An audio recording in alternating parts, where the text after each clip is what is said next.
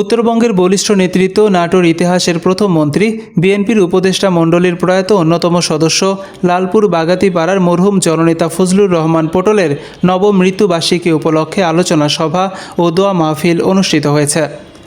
আজ মঙ্গলবার বিকেলে লালপুর উপজেলার ২ নং ঈশ্বরদী ইউনিয়নের গৌরীপুর এলাকায় নিজ বাসভবনে লালপুর উপজেলা ও গোপালপুর পৌরসভার সর্বস্তরের জনসাধারণ উপস্থিত ছিলেন।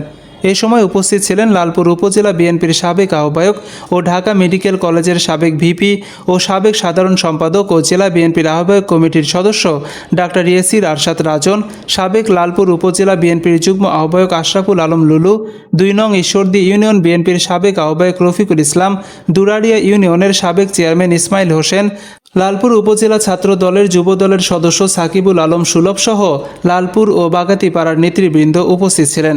তাহলে এই লালপুর বাগাতিপাড়াতে আবারও বিনা পয়সায় চাকরির ব্যবস্থা করতে হবে। শুনবেন, আমি কথা বলতে চাই না, শুধু একটি কথা বলতে চাই। বিলবাড়িয়া ইউনিয়ন বিএনপির সাবেক সভাপতির শ্রদ্ধা নেতৃত্ব। আলহামদুলিল্লাহি রাব্বিল আলামিন আর রহমানির রহিম